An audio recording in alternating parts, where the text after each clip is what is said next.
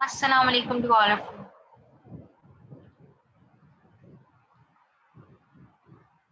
जी बेटा, second year शहीद previous class में हमने टॉपिक स्टार्ट किया था आइसोमेरिज्म।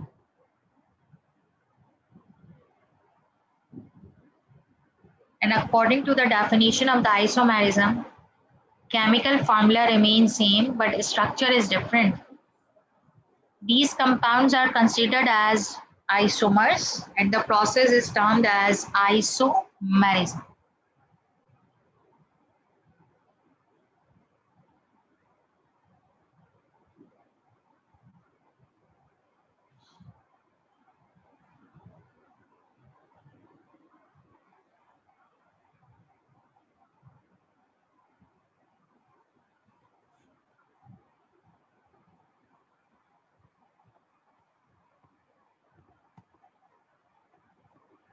इसका क्वेश्चन बड़ा सिंपल सा बनकर आता है कि define isomerism, give its types with at least one example. हम इसको एक एक करके समझते जाते हैं और इसके नंबर ऑफ एग्जाम्पल भी मैं आपको बताती जाऊंगी और इसका सेकेंड पैटर्न जैसे सॉल्व होता है वो भी मैं आपको समझाऊंगी। तो केयरफुली क्लास में अपनी नोटबुक के साथ ही बैठिएगा और जो कुछ कहा जाए वो सब कुछ नोट डाउन कीजिएगा। इसका मतलब आइसोमेरिज्म में ये एक ऐसा प्रोसेस है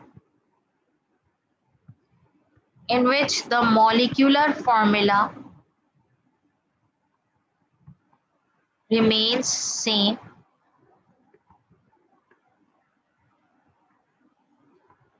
but structures are different. यानी arrangement of atoms can be different.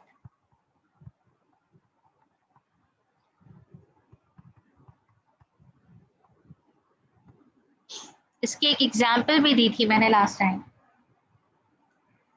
एक और मजीद एग्जाम्पल दूं आपको तो आपने जो फर्स्ट ऑर्गेनिक कंपाउंड प्रिपरेशन पढ़ी थी which is urea formation. NH4CNO ammonium cyanide converted into the ammonia, converted into the urea.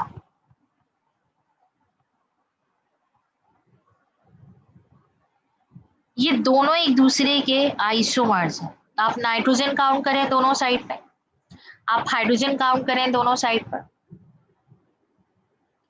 आप कार्बन एंड ऑक्सीजन काउंट करें दोनों साइड पर, number of atoms remain same but this is an organic compound and it is purely organic compound which is urea. Urea में molecule की arrangement ऐसे है,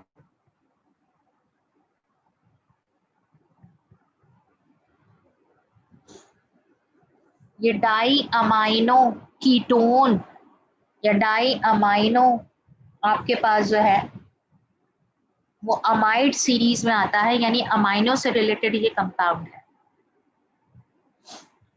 तो क्या स्ट्रक्चर डिफरेंट लेकिन formula remains same.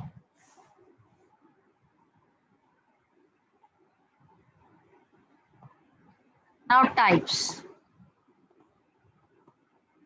The first one type of the isomerism is chain isomerism.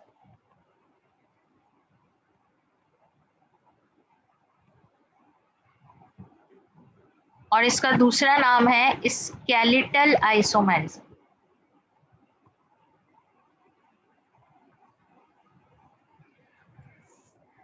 Chain isomerism की अगर मैं डेफिनेशन सिर्फ शॉर्टली आपको बताऊं अकॉर्डिंग टू द कॉन्सेप्ट, तो इसका मतलब है molecular formula remain same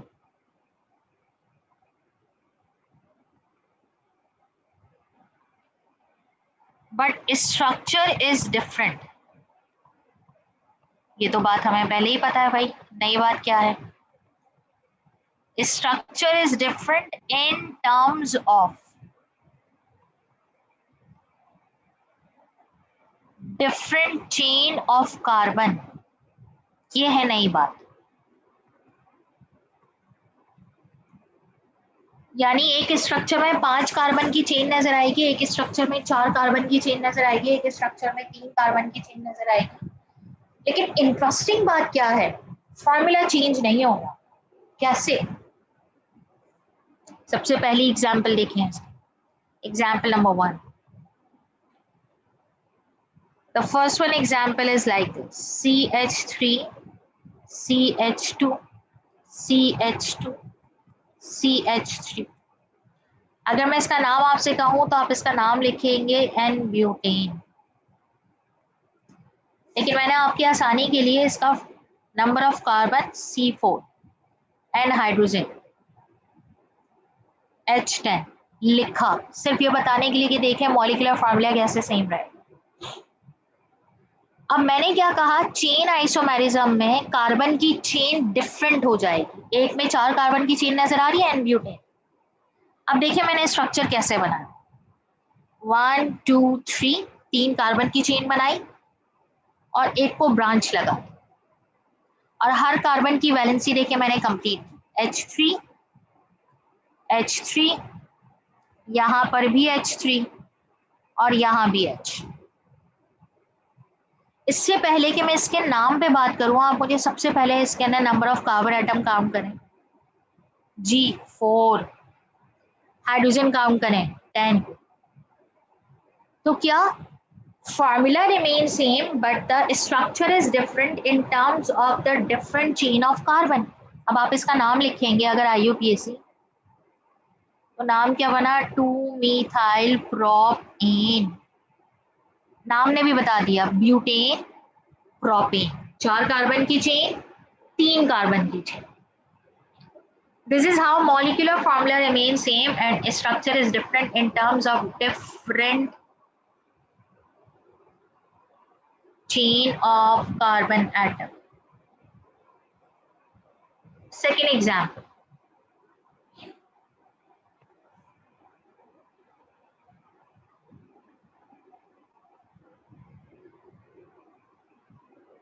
the first one compound name will be as CH3, CH2, CH2, CH2 and the last one is CH3।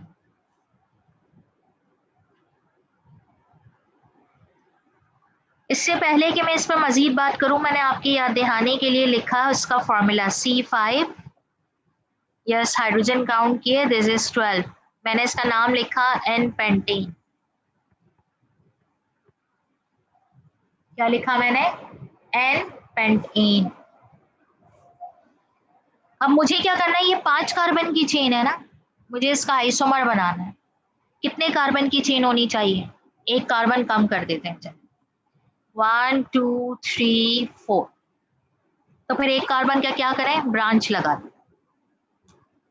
उसके बाद मैंने क्या किया भाई, उसके बाद मैंने इनकी वैलेंसी कंप्लीट करवा दी। ओके, H3 एक हाइड्रोजन, फिर काउंट करके इसे 2 किया, फिर एक हाइड्रोजन, फिर यहाँ 3 हाइड्रोजन, और इस कार्बन की भी वैलेंसी कंप्लीट। जैसे ही मैंने वैलेंसी कंप्लीट की वैसे ही आप सबसे पहले कार्बन काउंट करेंगे, 5 है, बिल्कुल सही है। हाइड्रोजन काउंट करें, 3 + 3 6 7 9 + 3 12। Formula remains same, structure is different in terms of different chain of carbon। इससे पहले कि मैं आगे बढ़ूं, यानी ये इसका आइसोमर है, इसका नाम लिखते हैं, दोनों तरह से नाम लिखें, 2-methyl butane, ये इसका IUPAC नेम है, लेकिन इसका कॉमन नेम भी पॉसिबल है। अगर आप गौर करें तो CH के साथ 2 मीथाइल अटैच है ना, CH के साथ 2 मीथाइल अटैच है, तो आप इसे क्या नाम दे सकते हैं, जी बिल्कुल आइसो ब्यूटेन भी कह सकते हैं आप। ब्यूटेन नो, याद करें कॉमन नेम में क्या बताया था, complete total number of carbon atom, तो नाम क्या बनेगा, आइसोपेंटीन। दोनों नाम लिखें, लेकिन ज्यादा हमारी हेल्प पता है कौन करता है, ज्यादा हमारी हेल्प करता है IUPAC में, क्योंकि आगे चलकर यही ट्रिक बताएगा मुझे। नेक्स्ट चलें एक और ट्राई करते हैं। नेक्स्ट आइसोमर बनाने के लिए अब 4 कार्बन तो बना चुके हैं, चले 3 कार्बन की चेन बना, 1 2 3। तो बाकी के दो का क्या करें भाई, चलें ब्रांच लगा दें। आपको पता है राइट और लेफ्ट फर्स्ट पे ब्रांच लगाने का तो कोई फायदा ही नहीं है ना। तो आपने यहाँ पे दूसरी ब्रांच लगा दी, यहाँ लगाया एक कार्बन, यहाँ भी लगाया एक कार्बन, कार्बन तो हो गए 5। फिर क्या किया, H3 H3 H3 और यहाँ पर भी H3। कार्बन 5 है और हाइड्रोजन पे कितने हो गए, 12। Formula remain same but structure is different in terms of different chain of carbon atom. अगर मैं इसका IUPAC नेम लिखूं तो क्या लिखा जाएगा, 2,2-डाई-मीथाइल प्रोपेन।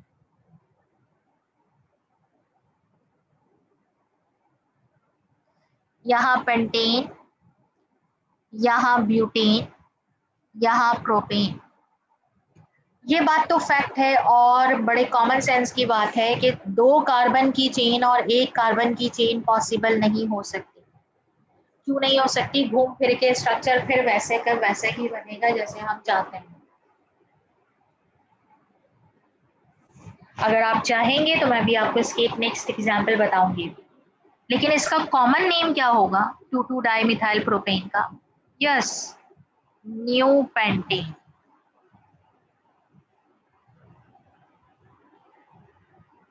तो पेंटेन के 2 आइसोमर पॉसिबल हैं, आइसो भी और न्यू भी। अब इसी तरह हेक्सेन आ जाए, हेप्टेन आ जाए, ऑक्टेन आ जाए, तो आपको क्या करना होता है बेटा, बहुत सिंपल। सबसे पहले मैंने आपको ट्रिक ही बता दी है यहाँ पे, कैसे। सबसे पहले स्ट्रेट चेन बनाए, फिर उसका एक आइसो बनाए, फिर उसका एक न्यू बनाए, सही। और फिर उसके बाद अगर आप बना सकते हैं तो आगे उसको ट्राई करें, लेकिन जब तक ट्राई नहीं करेंगे ना तब तक आपका ये काम होगा नहीं।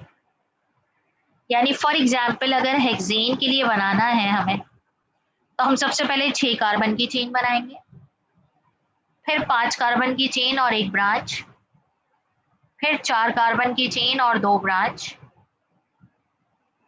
अच्छा, आप 4 कार्बन में सेम कार्बन पे भी ब्रांच बना सकते हैं और अलग अलग कार्बन पे भी ब्रांच बना सकते हैं, है ना, इस तरह से भी बन सकता है। ये जो मैं इस तरह ड्रॉ कर रही हूँ ये सिर्फ इसलिए ताकि आपको समझ में आए। This is line representation for the organic compounds. फिर आप 3 कार्बन पे ट्राई करें, 3 कार्बन पॉसिबल है या नहीं है, ये बात याद रखें। जैसे जैसे कार्बन बढ़ते जाएंगे ना, 6, 7, 8, यानी हेक्सेन, हेप्टेन, ऑक्टेन, वैसे वैसे डाउनवर्ड कार्बन से चेन कम होती जाएगी। फॉर एग्जाम्पल पेंटेन में इथेन का कोई नहीं बनेगा, तो हेक्सेन में प्रोपेन का कोई नहीं बनेगा। सिमिलरली हेप्टेन में ब्यूटेन का शायद ही कोई बने, यानी हमें किसी पता चलेगा कि ये नहीं बनेगा, IUPAC नेम रिपीट हो जाएगा। और जब 2 स्ट्रक्चर उनका IUPAC नेम सेम हो तो वो कभी भी आइसोमर्स कंसीडर नहीं होते। ये बात अपने दिमाग में बिठाएं। कैसे, न्यू पेंटेन की एग्जाम्पल को मैं आगे बढ़ा रही हूँ। मैंने 2 कार्बन बनाए, यानी मैं पेंटेन का 2 कार्बन की चेन पर आइसोमर बनाना चाहती हूँ। 2 कार्बन ड्रॉ किया, अब कितने कार्बन है, 3 कार्बन। या तो मैं 3 कार्बन यहाँ लगाऊं, है ना, और 2 कार्बन यहाँ लगाऊं, 1, 2, 3, है ना, और 4th वन ये रहा। तो फिर इसका मतलब है कि यहाँ ये बॉन्ड तो नहीं आ सकता, सही है। जिस तरह मैं डायरेक्टली टीचर के तौर पे बनाऊं तो बना के स्ट्रक्चर डायरेक्टली रख सकती हूँ, लेकिन मैं आपको उस लेवल पे बता रही हूँ जिस तरह आप एज ए स्टूडेंट इसे प्रिडिक्ट कर सकते।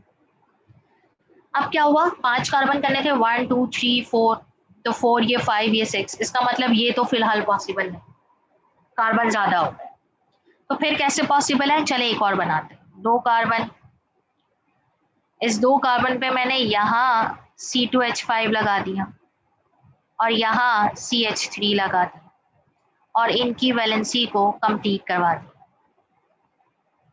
जब आप इसका IUPAC नेम लिखेंगे तो एन पेंटेन रहेगा 1 2 3 4 5, है ना, इथेन तो नहीं रहेगा। तो एन पेंटेन तो पहले भी लिखा हुआ है। क्या नाम रिपीट होगा आईयूपीएसी, इसका मतलब ये है कि आपके पास वहां पर हरगिज भी वो आईयूपीएसी नेम अगर रिपीट हो जाए तो आइसोमर कंसीडर नहीं होता है। अब आपको पता है क्या करना है, आप प्रैक्टिस के तौर पर हेक्सेन भी ड्रॉ करेंगे, इसके चेन आइसोमर्स, और हेप्टेन भी ड्रॉ करेंगे। और जो बच्चे ड्रॉ कर लें वो प्राइवेटली व्हाट्सएप करके मुझसे अपने स्ट्रक्चर्स की वेरिफिकेशन भी करवा सकते। सही, लेकिन शर्त यह है कि ड्रॉ करना है प्रॉपरली, कोई जल्दबाजी में नहीं, समझते। This is first type of the isomerism. Second type, position isomerism.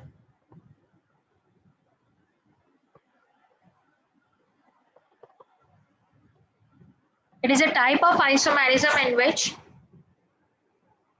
molecular formula remains same but structure is different in terms of different position of attached group. क्या कहा मैंने? मैंने कहा molecular formula remains same.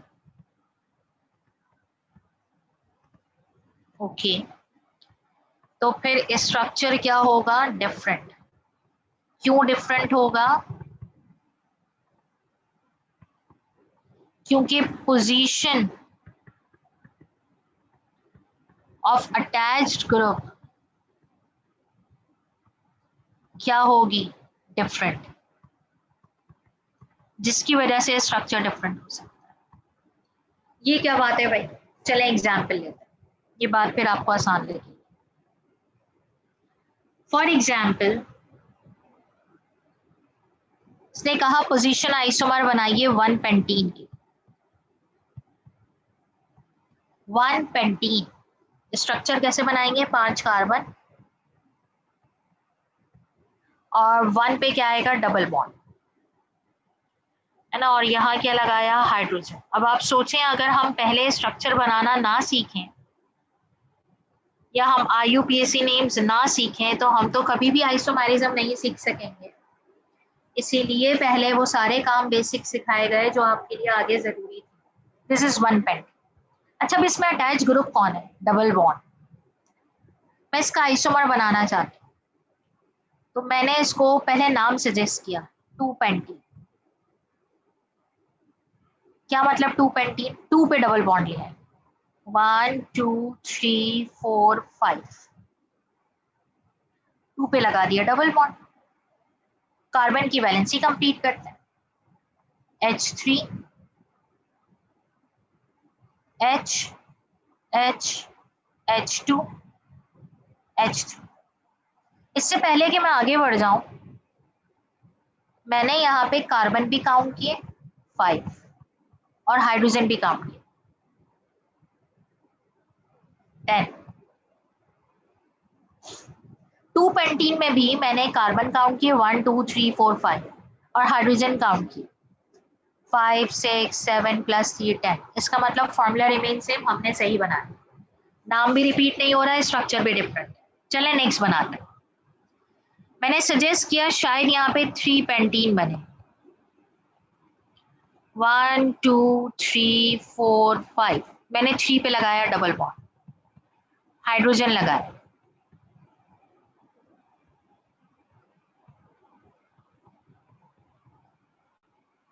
ये क्या हुआ भाई? अगर आप देखें तो इसका नाम 3 पेंटीन नहीं हो सकता, इसका नाम क्या होगा? 2 पेंटीन। और अगर 2 पेंटीन आया इसका मतलब नाम रिपीट हो गया, तो ये आइसोमर पॉसिबल नहीं। इसका मतलब C5H10 के 2 ही आइसोमर पॉसिबल हैं, 1 पेंटीन एंड 2 पेंटीन। एक और एग्जांपल लेते हैं।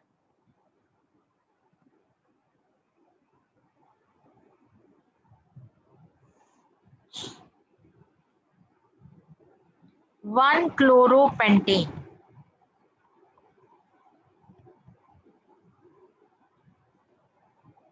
1 क्लोरोपेंटेन। इसका मतलब सबसे पहले चले इसका स्ट्रक्चर बनाते हैं, फिर फॉर्मूला प्रेडिक्ट करते हैं। 1 पर क्लोरीन है,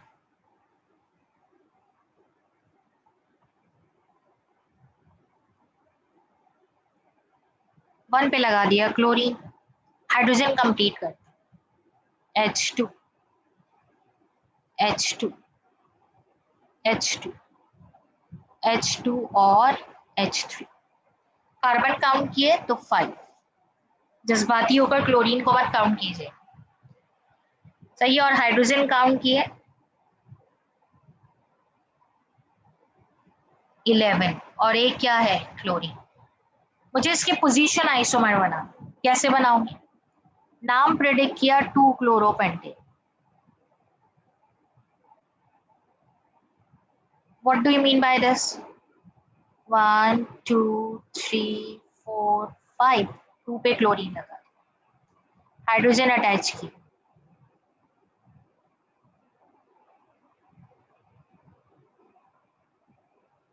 कार्बन काउंट करें और हाइड्रोजन भी काउंट करें, और फार्मूला रिमेन सेम, तो नाम भी रिपीट नहीं हुआ, तो क्या 3 क्लोरोपेंटेन पॉसिबल है, 3 क्लोरोपेंटेन। इसके लिए आपने क्या किया, 1 2 3 4 5, 3 पे लगाया क्लोरीन, हाइड्रोजन कंप्लीट, और number of carbon hydrogen and oxygen को काउंट किया। क्या 4 क्लोरोपेंटेन पॉसिबल है, जब आप 4 पे लगाएंगे तो it's not actually the 4, it is 2, तो नाम रिपीट हो जाएगा, तो इसका मतलब है कि वो आइसोमर नहीं है। तो C5H11Cl के कितने आइसोमर पॉसिबल हैं, 3 पोजीशन आइसोमर्स।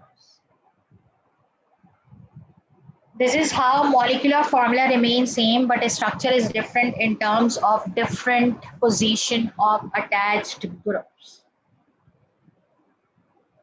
होपफुली आप सबको ये बात समझ में आ रही है। इसका मतलब, देखिए बेटा मैं आगे बढ़ जाऊं, इसका मतलब ये जो हमने चेन सीखा था, और चेन में मैंने आपको जो ये वाली बात समझाई थी, कौन सी बात, जब मैं आपसे बात कर रही थी हेक्सेन की, जब आपने 5 कार्बन की चेन बनाई और एक ब्रांच, फिर आपने 4 कार्बन की चेन बनाई और उसके अंदर एक ही कार्बन पे 2 ब्रांचेस, है ना, जस्ट रिमेंबर।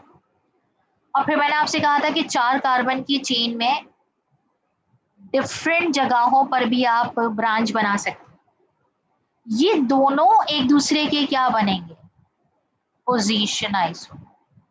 क्यों, क्योंकि इसमें चेन नहीं चेंज हो रही है, 4 कार्बन ही रहे, लेकिन इसमें सिर्फ ब्रांचेस की पोजीशन क्या हो रही है, चेंज। तो ये एक दूसरे के चेन आइसोमर नहीं होंगे, ये एक दूसरे के कौन होंगे, फिलहाल ये दोनों एक दूसरे के क्या होंगे, पोजीशन आइसोमर्स।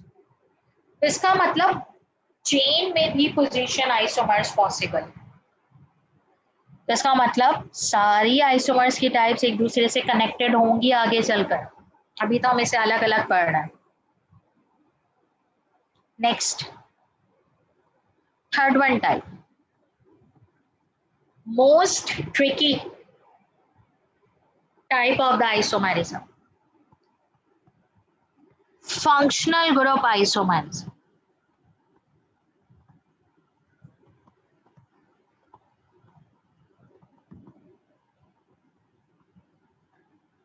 नाम ही बता रहा है, फंक्शनल ग्रुप।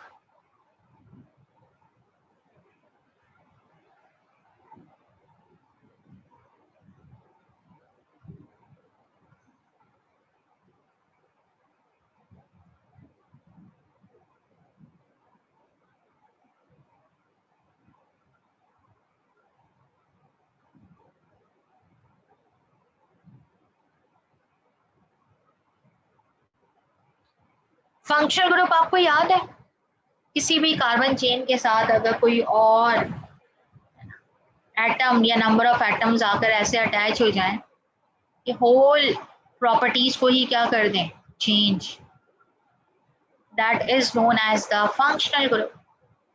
अगर मैं इसकी डेफिनेशन आपको बताऊं, it's very simple, molecular formula remains same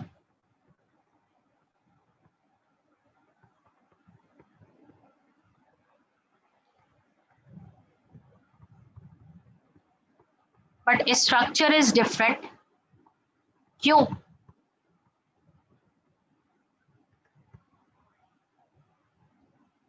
functional group is different.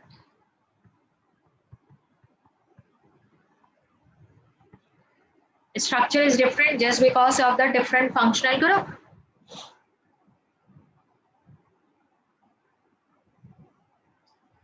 Molecular formula remains same, but structure is different due to the different functional group. How this possible? चलें example देख। Example के बाद मैंने आपको number of tricks बतानी है इसके अंदर, क्योंकि आप लोग इसमें बहुत गलतियां करते हैं और ये बहुत बार पूछा जाता है आपके पास हर एक यूनिवर्सिटी लेवल के पेपर में और आपके पास फाइनल एग्जाम्स में। द फर्स्ट वन एग्जाम्पल, आपके पास एक फार्मूला है C2H6 ऑक्सीजन और आपसे कहा गया इसके फंक्शनल ग्रुप आइसोमर। अब आप सोच में पड़ जाते हैं कैसे भाई, हमें कैसे पता चलेगा? तो इसके लिए ट्रिक है। सही, hint 1, if the given formula is according to the CnH2n plus 2 oxygen, if the given formula is according to the CnH2n plus 2 oxygen, two types of functional groups are responsible for this.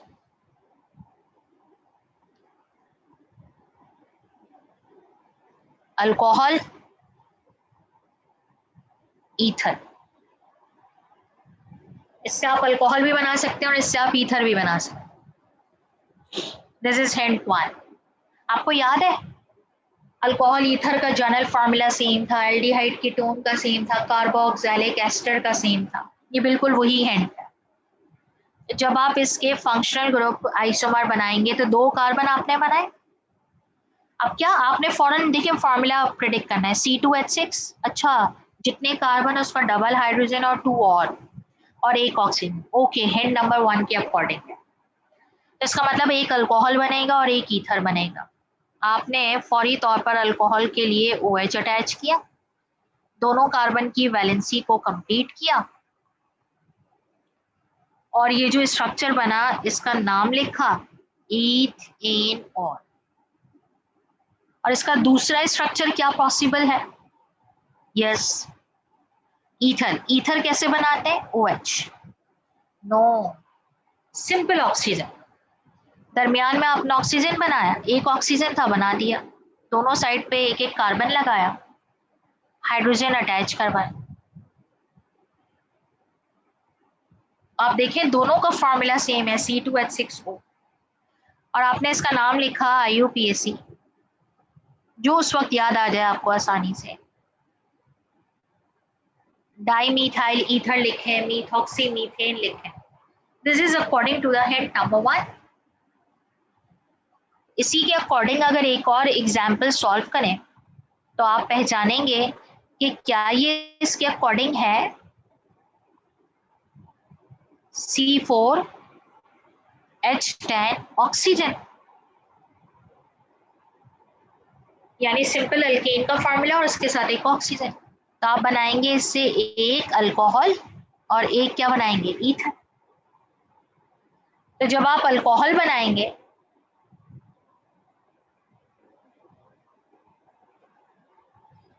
तो आपने 4 carbon बनाए। अब आपकी मर्जी, आप OH किसी पे भी लगा दें। आपने 1 पे लगा दिया। जैसे स्ट्रक्चर बनाया, carbon hydrogen and oxygen count कर लें। सही है। अब ये क्या बना? 1 ब्यूटेनॉल। अच्छा, अगर कोई यहाँ पर इसकी भी पोजीशन बन सकते हैं, आप 1 पे ना लगाएं, ऑल 2 पे लगाते हैं। तो इसका क्या बन सकता है? मैं स्ट्रक्चर नहीं बना रही, सिर्फ नाम बता रही। 2 butanol.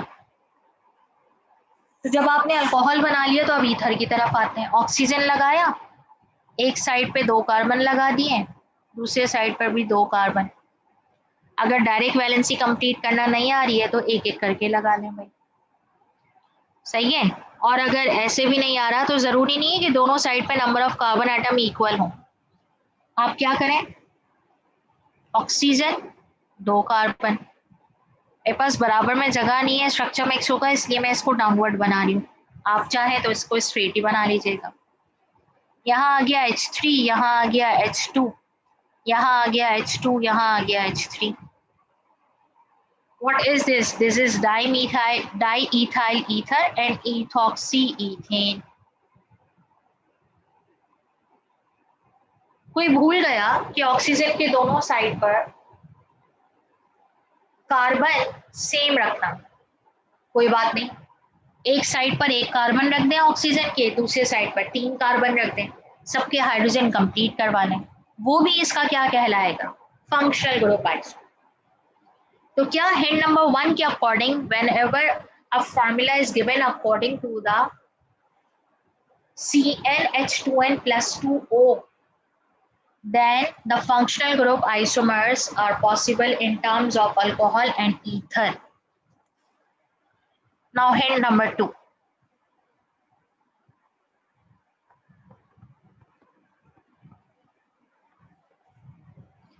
Hint 2 is CnH2n oxygen, जितने कार्बन उसका डबल हाइड्रोजन, जितने कार्बन उसका डबल हाइड्रोजन। इससे 2 पॉसिबिलिटीज, एक बनेगा एल्डिहाइड और एक बनेगा कीटोन। एक क्या बनेगा, एल्डिहाइड, और एक क्या बनेगा बेटा, कीटोन। अच्छा, एल्डिहाइड याद करते हैं और कीटोन, और फिर examples draw. For example formula ये given, C3H6 oxygen,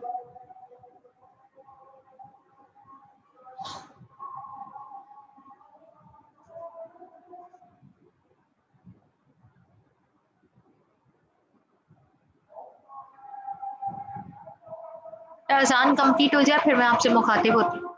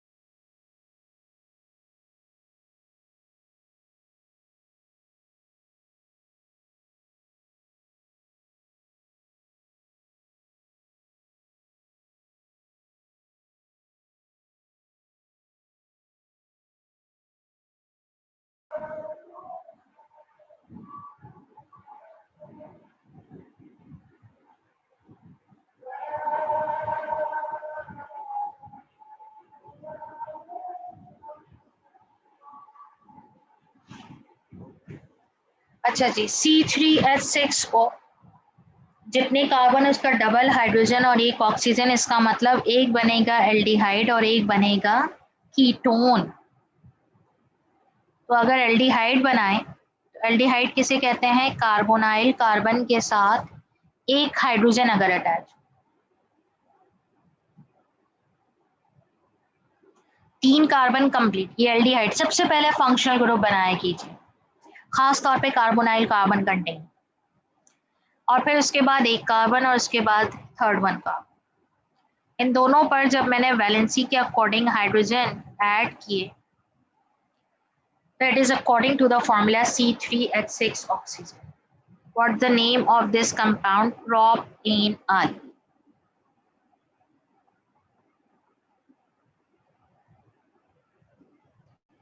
C3H6 oxygen. और सेकेंड वन किस पैटर्न पे बनेगा? कीटोन। कीटोन का फंक्शनल ग्रुप क्या होता है? Carbonyl carbon. तो एक कार्बन और ऑक्सीजन को तो आपने यूटिलाइज कर लिया, तो राइट और लेफ्ट आपने एक एक कार्बन लगाया और हाइड्रोजन के जरिए उसे कंप्लीट किया।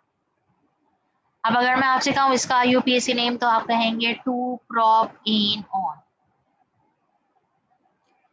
मैंने पहली एग्जांपल C3 की क्यों दी? C2H4 ऑक्सीजन और CH4 ऑक्सीजन, इसके फंक्शनल ग्रुप आइसोमर पॉसिबल नहीं। क्यों नहीं है? इससे सिर्फ एल्डिहाइड बनेगा, कीटोन नहीं बन सकता इसके फंक्शनल ग्रुप आइसोमर पॉसिबल नहीं। क्यों नहीं है? क्योंकि 2 कार्बन वाला और 1 कार्बन वाला कोई कीटोन मौजूद नहीं है। कीटोन मौजूद होता है 3 कार्बन से। आपको याद होगा मैंने इसके IUPAC नेमिंग में आपको ये बात समझाई। लेकिन एक एग्जाम्पल से मजा नहीं आएगा, इसकी सेकेंड एग्जाम्पल आप लोग खुद ड्रॉ करेंगे, मैं आपको सिर्फ लिखवा दूंगी। C5H10 oxygen. इससे आप अपनी प्रैक्टिस के लिए एक एल्डिहाइड बनाएंगे और एक आप बनाएंगे कीटोन खुद। हम मूव करेंगे हिंट 3 की तरफ। Hint 3 is CnH2nO2. If the formula is according to this, CnH2nO2, then 2 functional group are responsible for this: carboxylic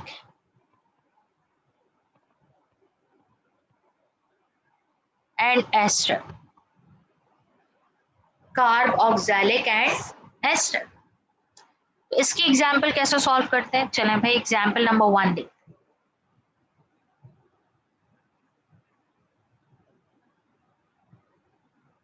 2 carbon, 4 hydrogen और 2 ऑक्सीजन। अच्छा, बाज मरतबा आप लोग पता है इतनी, पता नहीं इसको मासूमियत कहेंगे या चालाकी कहेंगे, कभी कभार C2H4O2 लिखा हुआ आता है ना, तो खुद ही दिल में डिसाइड कर लेते हैं फॉर्मूला गलत दे दिया, ये C2H4O के अकॉर्डिंग होगा, और खुद ही वहां पर अपने दिमाग से जो है वो एल्डिहाइड और कीटोन बनाकर आ जाते हैं और बाकायदा कॉन्फिडेंटली लिख कर आते हैं ना कि formula is not up to the level और formula is not according to the functional group. तो याद रखें O2 जब भी आता है, O2 या तो कार्बोक्सिलिक या फिर एस्टर, दोनों से बिलोंग करता है। अगर मैं इससे कार्बोक्सिलिक बनाऊं, सबसे पहले मैंने फंक्शनल ग्रुप बनाया है, दैट इज कार्बोक्सिलिक। जैसे ही फंक्शनल ग्रुप बनाया ना, एक कार्बन, 2 ऑक्सीजन और 1 हाइड्रोजन तो यूटिलाइज हुई, बाकी सेकेंड कार्बन बनाया और इसकी वैलेंसी कंप्लीट। अगर आप गौर करेंगे तो 2 कार्बन, 2 ऑक्सीजन और 4 हाइड्रोजन सामने स्ट्रक्चर में नजर आ रहे हैं, and the name of compound is ethanoic acid. और इसका नेक्स्ट फंक्शनल ग्रुप आइसोमर क्या बनेगा? सबसे पहले एस्टर बनाए। एस्टर क्या है भाई? कार्बोनाइल कार्बन और यहाँ पर एक ऑक्सीजन।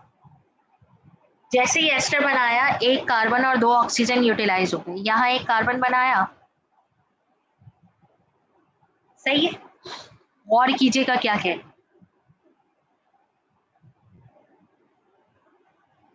और जब इसकी वैलेंसी कंप्लीट की तो यहाँ आ गया H3। अगर आप यहाँ पर भी कार्बन लगा देंगे ना तो क्या होगा, 3 कार्बन हो जाएंगे, जबरदस्ती लगाने की जरूरत नहीं है। तो आपके पास क्या होगा, गौर करें, 2 कार्बन 3 हाइड्रोजन और 2 ऑक्सीजन कंप्लीट, 1 हाइड्रोजन बचता है जो आपने यहाँ पे, इसका नाम क्या बनेगा, मीथाइल मीथानोएट।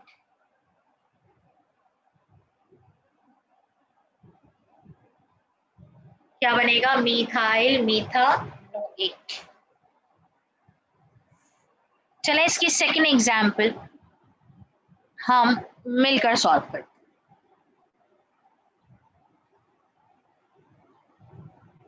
C3H6O, एक बनेगा कार्बोक्सिलिक और एक बनेगा एस्टर। एक साइड पर मैंने लगाया 1 कार्बन, दूसरे साइड पर मैंने लगाया 1 कार्बन और इनकी वैलेंसी कंप्लीट करवा दी। इसका नाम क्या बना, methyl ethanol.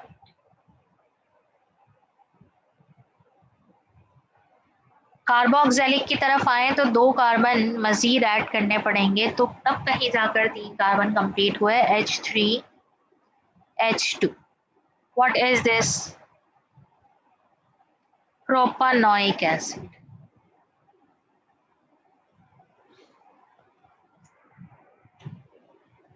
Propanoic acid, this is functional group isomerism, जिसमें मैंने आपसे कहा था कि इट इज मोस्ट ट्रिकी, क्योंकि खुदा ना खास्ता अगर आप इसके फॉर्मूला भूल जाएं, हिंट 1, 2 और 3, या कंफ्यूज हो जाएं तो आप इसके स्ट्रक्चर ड्रॉ नहीं कर पाते। अच्छा आप देखिए सबसे ज्यादा स्ट्रक्चर किसमें बने, चेन में, फिर थोड़े से कम स्ट्रक्चर होगा किसमें, पोजीशन में, और फिर 2 स्ट्रक्चर एटलीस्ट बन रहे हैं किसमें, अगर सही फंक्शनल ग्रुप ड्रॉ करना आता है, that is functional group iso. सही। तो नेक्स्ट क्लास में बैठने तक आपको सिर्फ एक काम करना है, और वो क्या, जो मैं आपको कह रही हूँ। अभी इसकी 2 टाइप और बाकी हैं, isomerism, metamerism and tautomerism. Notes में आप अगर देख रहे होंगे साथ साथ तो आपको वहां पे सीधा सीधा से लिखा हुआ नजर आ रहा होगा, डेफिनेशन हर टाइप की और एक एक एग्जाम्पल लिखी, बिल्कुल वो 5 नंबर के लिए जो सवाल आता है वो उसका जवाब वहां पे लिखा हुआ है। डेफिनेशन आपको यहाँ से भी समझ में आ रही है, लेकिन यहाँ से क्या हो रहा है, नंबर ऑफ स्ट्रक्चर्स ड्रॉ करना आ रहा है, how you draw the number of isomers. सही है, तो काइंडली इसकी प्रैक्टिस बहुत जरूरी, बहुत जरूरी। लेकिन आज का टास्क क्या है आपके पास, टास्क इज C6H13Cl, इसके चेन आइसोमर भी बनाएंगे और इसके पोजीशन आइसोमर भी बनाएंगे। अपनी